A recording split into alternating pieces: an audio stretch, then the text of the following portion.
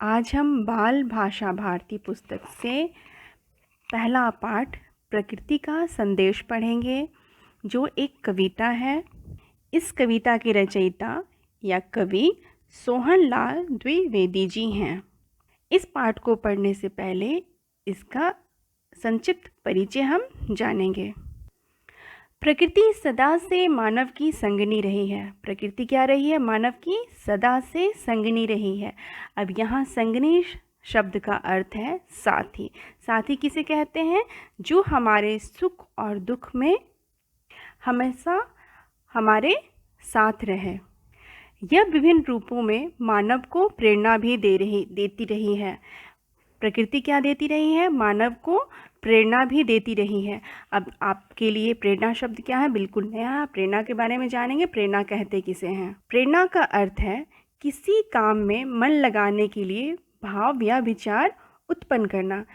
मतलब कि हमें किसी भी अच्छे कार्य को करने के लिए मन लगाने के लिए क्या करना है? भाव या विचार उत्पन्न करना है। आगे पढ़ेंगे। प्रकृति के विभिन्न रूप मानव में अनेकानेक भाव भरते हैं। मानव में क्या करते हैं? बहुत सारे भाव भरते हैं, अच्छे भाव भरते हैं। प्रकृति अपने मनमोहक रूप से मानव को सदा आकर्षित करती रही है। कैसे आकर्षित करती रही है? आपने भी देखा होगा, जब आप किसी बागान उद्यान में गए होंगे तो वहाँ मनमोहक फूल, पौधे, पेड़ सबको देखकर आपका मन क्या होता है? आपका मन आकर्षित हुआ होगा, आपने देखा होगा। चलिए तो आइए इसका आनंद उठाते हैं। कैसे? इस कविता को पढ़कर प्रकृति ने क्या संदेश दिया है।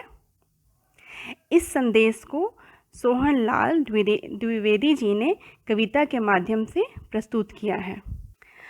पर्वत कहता शीश उठाकर तुम भी ऊंचे बन जाओ।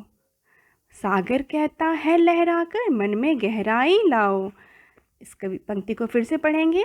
पर्वत कहता शीश उठाकर तुम भी ऊंचे बन जाओ।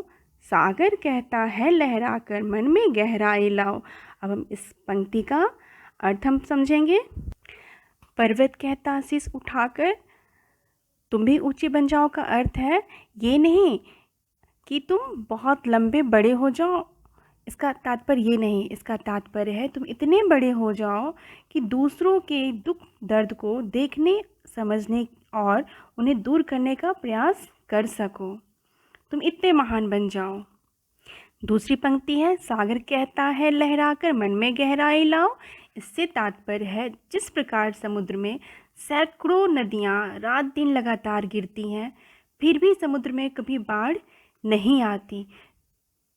जिस प्रकार समुद्र इतने सारे पानी को संभालता है, वैसे उसी प्रकार तुम भी अपने मन में गहराई लाओ और बहुत सारी बातों को अपने तक समेटना सीखो।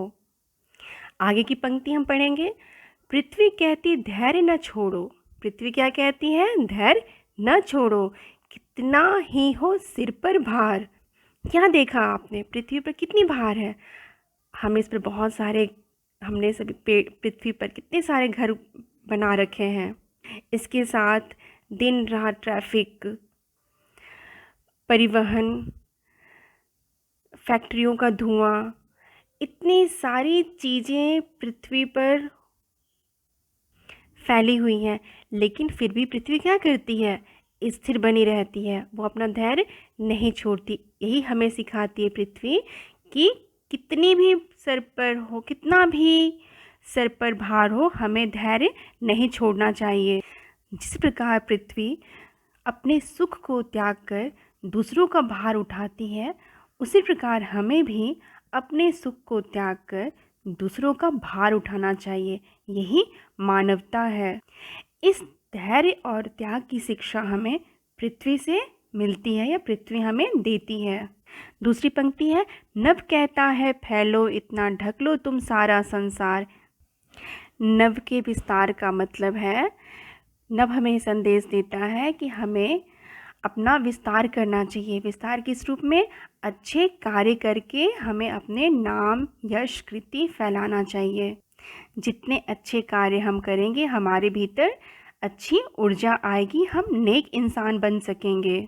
अगली पंक्ति है, समझ रहे हो क्या कहती है, उठ उठ गिर गिर तरल तरंग, भर लो अपने मन में मीठी मीठी मृदुल उमंग। कवि इस पंक्ति के माध्यम से कहना चाहते हैं, समुद्र की तरल तरंगे बार बार उठकर और गिरकर जो संदेश दे रही है, क्या उसे आप समझ रहे हैं? ये तरंगे यह संदेश दे रही है कि अपने मन में मधुर उमंग और उत्साह भर लो, फिर तुम्हें पल पल आनंद मिलेगा। ये कविता यहीं समाप्त होती है। धन्यवाद। आप इस कविता को अच्छे से याद कर लेंगे।